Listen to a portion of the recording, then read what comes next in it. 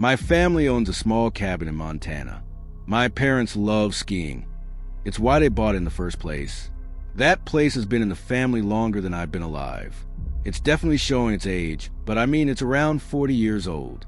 No way it'd look new. My dad spent a lot of time keeping it together over the years. We still have it now, but it's kind of falling apart. My dad always talks about tearing it down and building something new, but I stay out of it. This story happened like 15 years ago. When I was 8 and my brother was 11, we were up there during a crazy snowstorm. It was dumping snow, and of course, my brother and I had to go play in it. The best part about that cabin as kids was all the space around it. There's a big open field surrounded by trees in every direction. At the end of the road, it slopes down to a few other big properties. It was perfect for hide and seek, snowball fights, anything like that. My brother Max and I geared up and went out to play our snowball game. We had our own made-up rules. We'd pick 2 forts, anywhere we wanted, and then tell the other where it was. We each made a giant snowball to act as a jewel that the other person had to steal and bring back to their fort. Max chose the property next to ours. Almost no one ever stayed there, so we'd always use their yard too. We'd build snow walls for our forts and hide the jewel behind them. To get between forts, we could cut through the woods or use the road. Max took off down the road and said he'd blow the whistle when he was ready. I waited, like way too long, easily 5 minutes. He already built his fort, so I didn't get why it was taking so long. When it got to about 10 minutes, I figured maybe I just couldn't hear the whistle. So I planned my route. Should I go through the woods or the road? I picked the road. No way I was walking through snowy woods alone at 8. I trudged through the deep snow. It was blowing hard, but thanks to the layers my mom forced on me, I wasn't cold. I got near the neighbor's driveway and looked through the trees. I saw his fort, but no sign of Max. It was winter, so the trees were bare, and I had a clear view, but he was nowhere. I walked over through the trees to sneak up on him, but he wasn't there. Just as I was going to grab the snowball, I heard a woman yell, "Hey, are you looking for your brother?" I turned and saw an older woman standing at the neighbor's front door. I yelled back, "We're playing a game." She shouted, "Your brother isn't here." I was confused. I walked closer to the house. The woman looked way older to my 8-year-old brain. As I got closer, I noticed someone staring out the upstairs window. For a second, I thought it was Max. The top of their face was under a black beanie, and the rest was hidden below the window. Then I saw footprints leading to the door. Had to be Max's. But something felt off. The woman gave me a weird smile, like way too friendly. I felt this sinking feeling in my chest.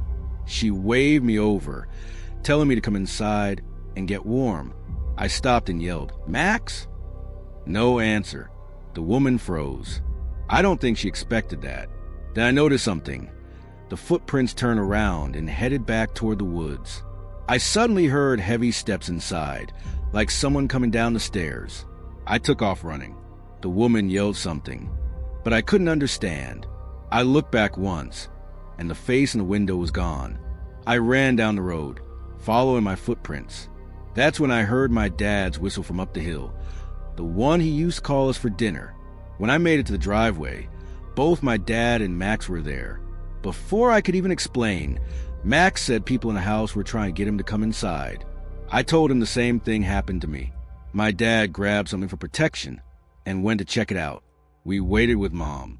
When Dad got back, he said the door was locked and no one answered. So he talked to a neighbor who knew the owners and called them. What they said still freaks me out. The owners weren't there. No one was supposed to be in that house. Cops were called. My brother. And I told an officer what the woman looked like. That was it for us. Later, my dad said the back door was unlocked, but when they searched the house, they found nothing. After that, my parents took all our valuables home in case of another break-in. We never played on that property again. It was just too creepy. Thank God, neither of us went in that house. I'd be lying if I said we didn't have a few fireball shooters to keep the vibe going. The trip had been amazing. The double blacks never got old, and racing down each slope felt like its own little challenge. We had about an hour left before the lift shut down. We were beat, but we all knew that as soon as we hit the road home, we'd already missed the mountain. We were hanging out at the top of the lift, trying to figure out how to end the day, when two girls without helmets came over. Might sound weird, but I have to mention this part. The girls, one blonde, one brunette, were absolutely stunning. Like, seriously. I'm not saying it in a weird way, just being honest. They introduced themselves as Lexi and Brooke, and we started chatting. They said the mountain was full of older folks, which we'd actually joked about the day before. So it kind of made sense why they found us, a younger group closer to their age. Brooke seemed super into skiing. She kept asking Lucas all these questions about his gear. He and Chris had their own skis, while Matt and I always rented. The girls definitely noticed. Lexi pointed out our shooters, and we joked that the alcohol unlocked our real skiing powers, or something dumb like that. They laughed. Then Brooke pulled out an unlabeled bottle and teased us, calling us soft for sipping Fireball. Of course, we took the bait and passed it around. Chris definitely went too hard with it. He usually drinks more than he should, so no surprise there. I decided to pace myself. Something about this whole thing just felt off. I still couldn't believe these girls wanted anything to do with four random guys in helmets. They couldn't even really see our faces. But things seemed to be going great. Lucas was flirting like always, and Lexi didn't seem to mind. I figured we'd just ski with them until the lifts closed. Maybe they even had a plan for her after. Then Brooke asked if we'd ever tried a trail called Devil's Hollow. The name didn't ring any bells. Our buddy Noah would have known. He's basically a human trail map, but he wasn't with us. We told them no, and they said it was a glade trail that's not on the main map, kind of hidden and rarely open. For anyone who doesn't know, glades are trails that go through the trees. They're harder, but way more fun. That caught our interest right away. We said we were down and the girls led the way. We reached a spot where we had to take off our skis and walk uphill a bit. I noticed we were in a really quiet area. Perfect snow, not a single track. But it felt like an adventure, so I didn't question it. A little buzz and curious, we unclipped our skis and followed them. Lucas and Chris walked ahead, probably trying to flirt more, while Matt and I hung back a bit. I noticed he looked uneasy, so I asked what he was thinking. He and I were usually the more level-headed ones. Lucas was impulsive, and Chris would follow a girl straight off a cliff.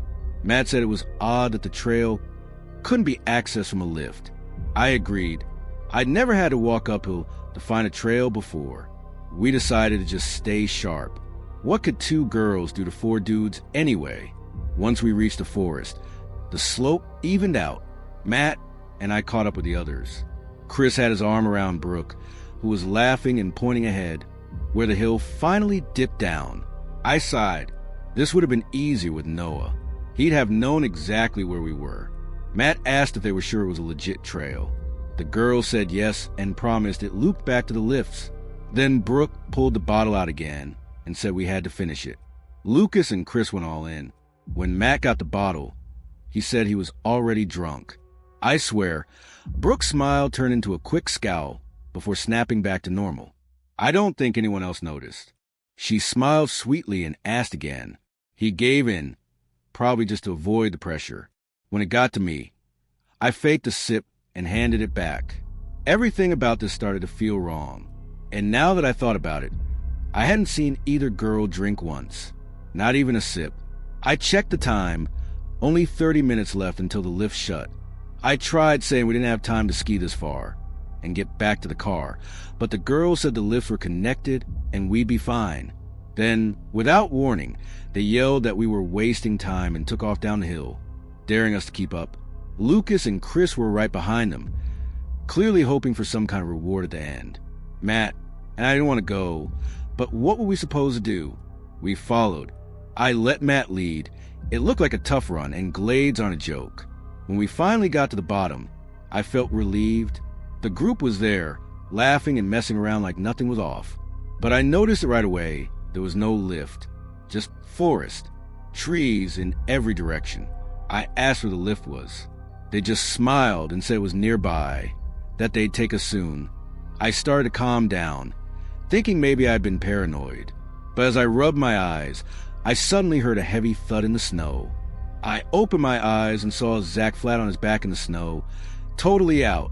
The girls laughed and called him a lightweight, but I knew it was more serious than that. Before I could even react, Mason went down too. Panic hit me. I rushed to them, unclipping my skis. I was relieved they were breathing, but still totally freaked out. Luke took a step toward the girls and asked what the hell was going on. They looked shocked and claimed they had no idea. Then Luke dropped too. I froze. It didn't feel real. I couldn't believe this was happening. My head was spinning, and I just knew I was next. The girls weren't pretending anymore. They just stared at me, waiting for me to drop. I felt dizzy and sat in the snow, even though I wanted to stay up. I demanded to know what they gave us. They didn't say a word. I kept yelling, but they didn't even blink. I wanted to stand, but my body said no. I didn't pass out, though. I kept my eyes open the whole time. Eventually, Aspen turned to Blake and said he must not have had enough. She looked more annoyed than anything. Blake cursed and told Aspen they had to leave. I was still frozen. I watched them unclip their skis and take Zach and Mason's gear before heading off into the woods. I knew I had to do something, but I still felt numb. I couldn't let them walk off with my friend's stuff. They couldn't move fast in the snow with all that weight. A few minutes passed, and I started to move again. I stumbled after their tracks, but they'd gone a crazy distance. I finally caught a glimpse of them way ahead. As long as I could see them, I could track them. I followed, and that's when things got wild. The trees opened into a clearing, and there was a road. We must have been on the far side of Crystal Peak. I spotted a van parked in the distance. I stopped at the edge of the trees. The van door slid open, and 4 big guys stepped out. The girls waved them off, but one of the men pointed right at me. That's when I realized how deep I was in, and how stupid I had been to leave my friends alone. The guys looked like they were deciding whether to stay or chase me. I didn't wait to find out. I turned and started back the way I came, following my tracks in the snow. I found my friends. Still out cold. Luke probably drank the least, so I shook him first. After a few handfuls of snow to the face, he was awake enough to talk. I told him everything, still in shock. We tried waking Mason and Zach, but no luck. Luke and I just prayed those guys wouldn't come after us. They didn't. I don't know what would have happened if they had. We waited an hour until our friends woke up. When they did, we told them everything. We had so many questions. Who were the girls? Who were the guys? What was going to happen? Even the best case scenario, waking up robbed, would have been horrible. But no one goes that far just to rob some broke college kids. Most skiers don't even carry much on them. Sure, Mason and Zach had their own nice skis, but that still felt like overkill. And how would they even know we weren't renting? None of it added up. Finding the car again was a nightmare. Reporting it was a nightmare. The drive back to Pinebrook? Hell, the resort staff said they'd figure out, but we had to hit the road and couldn't stay. The police seemed to take it more seriously and said they'd update us. I think it even hit the local news, but it's been years and nothing ever came of it. We still don't know what was in that drink. Nothing we read matched what happened. It had to be a mix of stuff. When the guys woke up, they were all shaky and weird. Whoever planned that was sick. I can only hope it was just some twisted robbery. This next part might sound random, but stay with me. Every winter, my friends Josh, Liam, and I hike out onto this frozen lake near White Hollow. It's nothing fancy, just something we've always done for fun. There's something surreal about standing on solid ice. Everything quiet and calm. It feels like a little piece of another world. If you've ever been out in nature alone during winter, you know the vibe. It's peaceful in a way that's hard to describe.